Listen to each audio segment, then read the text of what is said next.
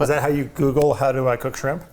Ari Kolender is the chef of hit LA restaurants like Found Oyster and Queen Street Bar and Grill. His acclaimed seafood cookbook, How to Cook the Finest Things in the Sea, co-authored by me, is available right now. His restaurants have been lauded by publications like the New York Times, LA Times, and Forbes, so now he's coming over to my house to cook lunch. This is Guest Chef. Unlike most of the chefs who've been on this show so far, you've cooked in this kitchen many times. Yeah. I still don't remember where anything is. Here's my pantry. So just kind of poke around. You can see what's going on here. What do we got? You got any anchovies in here? I don't know if you're familiar with this brand of anchovy. Oh, yeah. Which, if you look at the back, I think it says Found Oyster on it. Whoa, take it easy. So you can tell where I got my anchovies from. I put that on the transfer sheet, Holly. How many people are we cooking for today? You know, the premise is 2, but too much is always fun. Is this bronze fennel? Yeah, from Alex Weiser. That's a jackpot. Oh. Well. Oh, man. I didn't mean to stack the deck in your favor too much. It's a slam dunk right there. I also have a cryovac bag of razor clams in my freezer. So for the folks at home who don't know, Ari and I have been writing a cookbook together. And so there's a lot of random stuff in my freezer that we haven't gotten around to using yet. Tomatoes? These are Oxheart tomatoes that I dehydrated myself and then put them in the freezer so they last longer. Wow. Definitely using those. It's a cold day. I want something warm and comforting. It's like a pasta or rice kind of day. I love it. You are one of the few chefs who I know who actually cook at home on a regular basis. Cooked last night. What'd you cook? Pasta. Cacio e pepe. What is the #1 pantry staple that you have to keep in your pantry at all times? I feel, honestly, like it is tinned fish. There's always tinned fish. There's always pasta. There's always a can of tomatoes. Mm-hmm. And that's a meal all on its own. Yeah. What's your preferred tinned fish? I mean, I just like anchovy and olive oil. Mm-hmm. Classic. But sardines and lemon. Sardines and tomato is like a secret weapon. One of my favorite things to do with those kinds of things, either the sauce and like the sardine with tomato, or even like the oil that's packed with tuna, is to use that sauce for the dressing for whatever we're doing.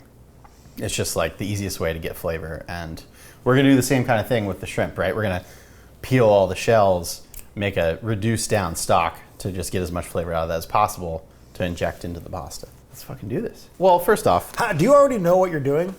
Yeah, I can tell you what the dish is going to be, how it's going to come together. I don't know. Is it a rice or a pasta? It's pasta. Wait, did I not select pasta? No. Oh shit. Too late. That's the challenge of the show. You already grabbed all your ingredients. Shit. Now we have to make fresh pasta with the flour on the counter. I'm going to go with classic spaghetti. How many tomatoes is this? Basically, they were each cut into like fourths or fifths. This is probably enough right there. Do you want me to hydrate these? Yes, please. We're going to make a prawn and spaghetti pasta, some roasted fennel with garlic, beautiful tomatoes, some anchovies. I feel great about this. Easy. First thing we gotta do, we gotta peel all these prawns and make stock. This is a blue shrimp because they're blue. Yeah, where do blue shrimp come from? They're Pacific. Mainly in the North American area, they're from like Sinaloa. Oh, Sea Cortez. Yeah. But they also so this would be a good like aguachile kind of a shrimp too. Oh, for sure. Yeah. These are, I mean, they look amazing. Yeah. They tend to be a little sweeter. Don't be shy. Come on, get in here. How many do you want to eat for lunch?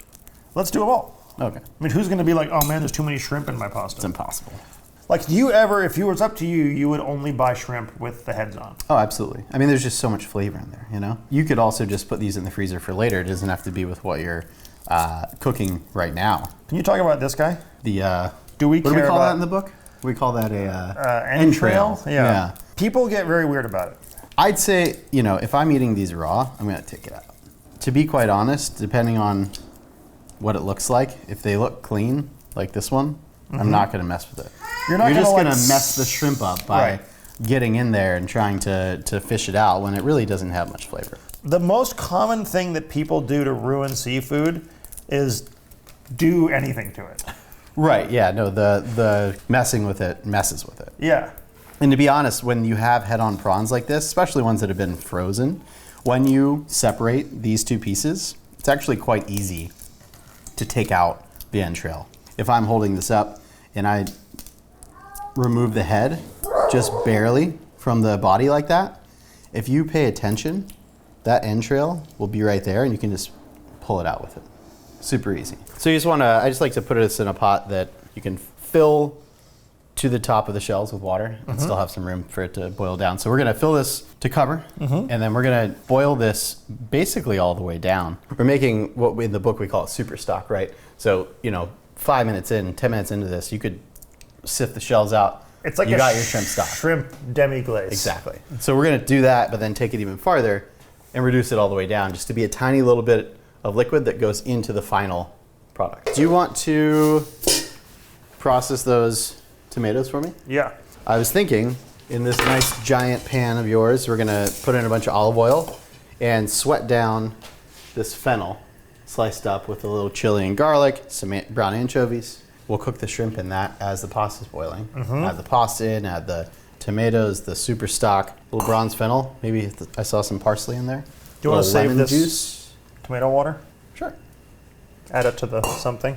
Add it to the stock. Do it now? Yeah. How much garlic is too much garlic? It depends on who you're talking to. To you. For this much pasta, I would say like 8 cloves is too much. Okay. 7 is maybe too much. So we're on the same page here. Yeah. I just like a lot of garlic, Me especially too. when it comes to prawns. Yeah. Garlic and prawns, I think, have been friends for quite some time. Oh. Do you want a bunch of the end of a bad olive oil that I'm trying to get rid of? Sounds like I should probably use that. Oh, I did a blind taste test on different mainstream olive oils, and this was the worst one. Don't you want it in your dish now? We didn't Yeah. even finish with this one. When you say it like that. And if you cook with it, I think it doesn't matter as much. So really, we're just waiting on this stock to like reduce down. We should have used a bigger pot, probably. Probably. You want to transfer it? Yeah. Once again, chefs using lots of pots in my kitchen. Right. People like to say that if you just put anchovies in a pan, that they kind of will just dissolve on their own.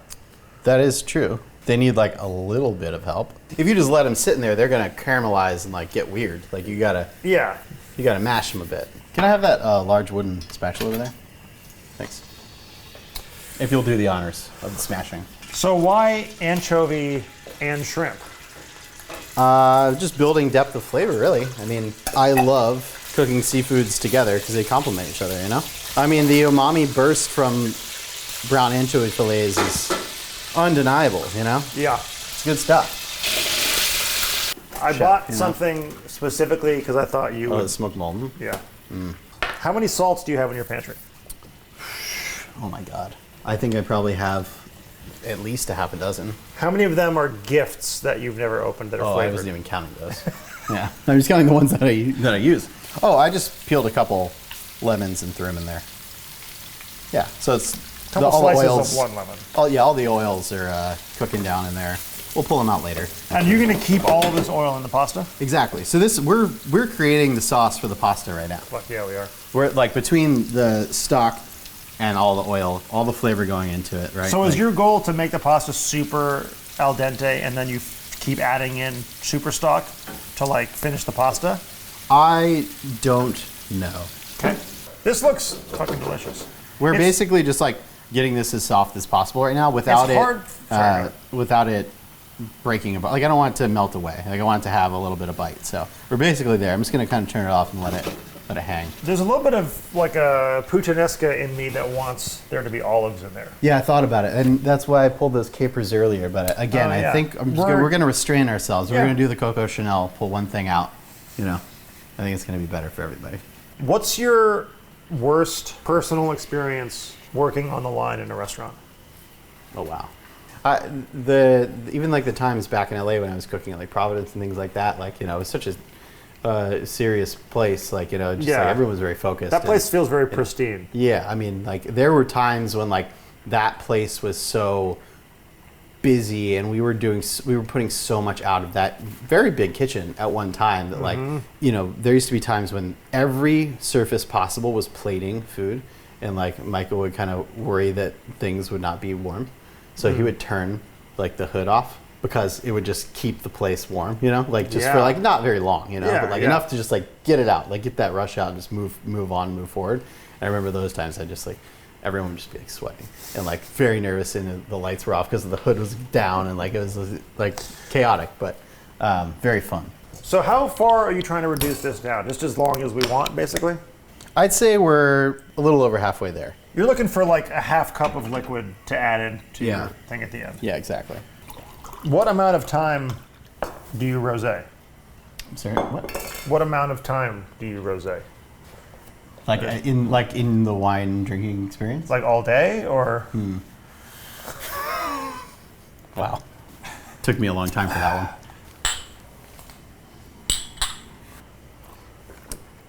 I had an Italian man once tell me that wine should never cross an ocean. He's probably right. It helps if you're in Italy. Yeah. Lucky you. All right. Chop a little parsley. You're a big fresh, soft herb guy. Love. If you were trying to help people get better at cooking at home, what are some of the big things that you think that they should do? Is it just like have a lot of fresh herbs on hand at all times? I think that's a huge highlight. I mean, herbs are so helpful with keeping your food fresh and flavorful. I make sure to have a multitude. Like I've got a bag like this in my fridge all the time. Mm-hmm. Whether it's, when I make salads, I treat herbs as part of the lettuce. Like that's how much herbs I put into it, right? Do you feel like Italian flat leaf parsley became like the cool guy parsley of the last like 15 years and like curly parsley deserves its place back in the sun? As someone who grew up like having seders with the curly parsley and like the water, I don't really ever want to see it again. So you're saying that the Jewish media that controls everything, it made it so that people are using flat leaf parsley now? Yeah, this is why we're friends. You understand. Do you have some kind of straining system where we can get all that great liquor out of there? You want like a colander? What are the most dishes we can create right now? Let's get rid of that. We're gonna put this back in the bowl, and then reduce it down even further. Oh. One of my other things that I'm vigilant about is just organizing as we go. That way, after it's done, you're not looking around and there's everything sprawled out everywhere. Have you ever seen people like crack it in half and then drop it in? It's insane. Like psychopaths, right? Yeah. I feel like you and I always disagree. I always want to put a little more pasta in. Okay. Right? Yeah. I'm gonna light this up again. Add a little wine. Get it to reduce down a sec. We'll throw that in, and then we'll add the pasta. Great. And then, oh shit, the shrimp. Grab that shrimp. Oh yeah. We should probably cook those. Kind of poach them. Not exactly you